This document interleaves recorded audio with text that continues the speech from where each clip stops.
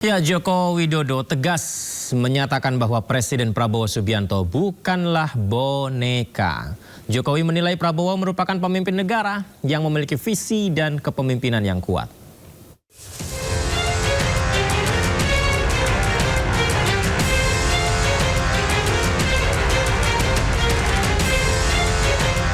Presiden ke-7 RI Joko Widodo menanggapi adanya tudingan Prabowo Subianto sebagai presiden boneka. Ditemui di kediamannya di Solo, Jawa Tengah, Jokowi dengan tegas menyatakan bahwa Presiden Prabowo bukan boneka dan memiliki kepemimpinan yang kuat. Prabowo juga dinilai memiliki program-program yang jelas dengan perencanaan dan implementasi yang baik. Tidak ada. Karena yang saya lihat kepemimpinan Pak Prabowo ini kepemimpinan yang kuat. Beliau memiliki visi yang kuat, memiliki leadership yang kuat, program-programnya juga jelas, step-step perencanaan diimplementasi juga baik. Ya, ada bahwa berkomunikasi beliau dengan mantan presiden, dan juga tidak hanya dengan saya, dengan Ibu Megawati, dengan Pak SBY kan juga berkomunikasi. Bantahan tudingan Presiden boneka juga dinyatakan langsung oleh Prabowo Subianto. Di depan jajaran Kabinet Merah Putih, Prabowo menekankan bahwa konsultasi dengan kepala negara terdahulu ia lakukan untuk meminta saran dan pendapat. Tidak hanya dengan Jokowi, Prabowo juga menegaskan sikap serupa dengan presiden terdahulu lainnya, mulai dari Presiden ke-6 RI Susilo Bambang Yudhoyono hingga Presiden ke-5 RI Megawati Soekarno Putri. Saya dibilang Presiden boneka, saya dikendalikan oleh Pak Jokowi. Iya kan? Seolah Pak Jokowi tiap malam telepon saya. Saya katakan itu tidak benar.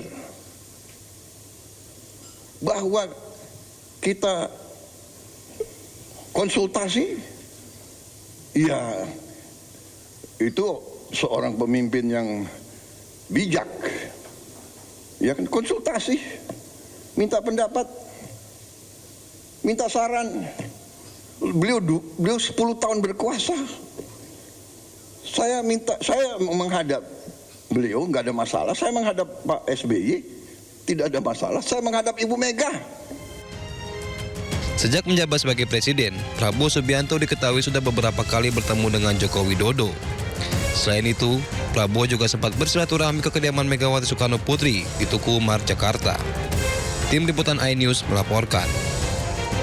Penyelidikan kasus dugaan ijazah palsu Presiden RI ke-7 Joko Widodo sudah berjalan 90%. Barreskrim juga mengupayakan pembuktian keabsahan ijazah secara saintifik atau ilmiah.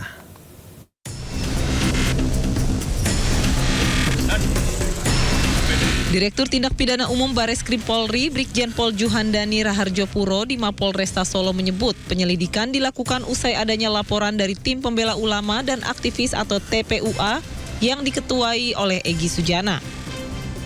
Proses penyelidikan sendiri sudah hampir rampung dan tinggal menunggu hasil uji lab sebagai penentu penyelidikan. Guna mendalami kasus ini, pihak Barreskrim melakukan pengujian terhadap foto maupun lembaran ijazah. Selain itu juga akan dilakukan pembuktian dokumen secara saintifik atau ilmiah melalui uji lab sedikitnya dengan membandingkan 7 dokumen.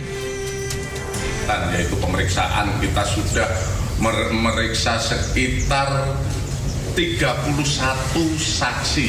31 saksi itu ada yang dari versi pendumas ataupun teman kuliah, teman SMA, dan lain sebagainya yang kami adakan klarifikasi. Sebelumnya, Jokowi mengambil langkah hukum terhadap sejumlah pihak yang telah menuduh dirinya memiliki ijazah palsu. Jokowi melaporkan 4 orang termasuk mantan Menpora Roy Suryo ke Polda Metro Jaya atas tuduhan penyebaran berita bohong terkait keaslian ijazah. Dari Solo, Septiantoro iNews melaporkan. Anggota Komisi 10 DPR RI Ahmad Dhani terbukti melanggar kode etik terkait ucapan rasisme dan penghinaan marga. Atas pelanggaran tersebut Ahmad Dhani mendapat teguran lisan dan diminta memberikan pernyataan permohonan maaf.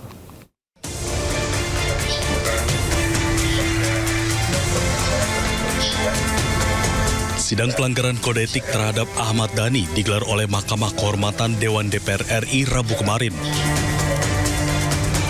Hasilnya, Ahmad Dhani terbukti melanggar kode etik mengenai pernyataan seksisnya saat rapat naturalisasi bersama Kemenpora dan penghinaan marga. Ya, saya sebagai anggota DPR RI dari fraksi Gerindra ingin mengucapkan permintaan maaf kepada semua pihak, khususnya yang melaporkan soal hal-hal yang sudah dilaporkan. Saya sebagai anggota DPR meminta maaf kepada pelapor dan juga meminta maaf atas segala macam satu macam slip of the tongue, ya, tadi saya slip of the tongue, salah mengucapkan sehingga ada salah satu marga darah biru yang marah, tidak terima. Akibat perbuatannya, Ahmad Dhani dijatuhkan sanksi ringan berupa teguran lisan dan diminta untuk memohon maaf kepada pengadu maksimal 7 hari setelah putusan. Tim Liputan iNews melaporkan. Pemirsa, Pengadilan Negeri Solo, Jawa Tengah menggelar sidang kedua atas gugatan Wan Prestasi mobil SMK.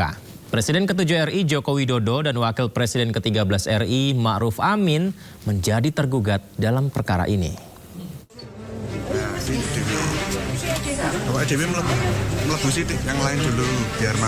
Pengadilan Negeri Solo kembali menggelar sidang atas gugatan Wan Prestasi mobil SMK Kamis pagi. Sidang kali ini merupakan sidang kedua setelah sebelumnya batal digelar pada 24 April lalu karena ketidakhadiran salah satu pihak tergugat. Gugatan Wan Prestasi mobil SMK dilayangkan oleh warga Solo sekaligus putra dari Koordinator Masyarakat Anti Korupsi Indonesia, Boyamin Saiman, Aufa Lukmana. Ada 3 pihak yang menjadi tergugat, diantaranya Presiden ke-7 RI Joko Widodo, Wakil Presiden ke-13 RI Ma'ruf Amin, serta produsen mobil SMK PT Solo Manufaktur Kreasi. Dalam persidangan kali ini, Ketua Majelis Hakim Putu Gede Haryadi memutuskan melanjutkan ke tahap sidang mediasi meski tanpa kehadiran pihak Ma'ruf Amin yang sudah 2 kali dipanggil.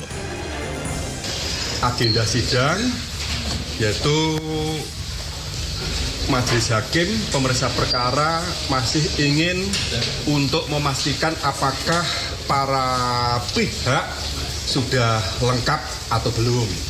Mengingat dalam persidangan untuk kali yang pertama pada hari Kamis 2 minggu yang lalu, tergugat 2 belum hadir dan juga tidak mewakilkan kuasa yang sah. Sementara itu, pihak penggugat akan menyiapkan poin-poin mediasi termasuk penawaran perdamaian dengan permintaan yang sama seperti petitum, yakni meminta PT Solo Manufaktur Kreasi menghadirkan mobil SMK. Terkait dengan kebijakan yang sudah diungkapkan sebelumnya terkait dengan janji atau ungkapan dari Pak Jokowi sebagai presiden waktu itu dan Pak Ma'ruf Amin sebagai wakil presiden waktu itu yang ingin menjanjikan bahwasanya SMK ini akan dijadikan sebagai produk nasional dan akan diproduksi secara massal. Dalam perkara ini, penggugat meminta produsen menghadirkan mobil SMK agar masyarakat bisa melihat langsung kondisi mobil yang sebelumnya dijanjikan akan menjadi produk nasional. Dari Solo, Jawa Tengah, Stepiantoro, iNews melaporkan.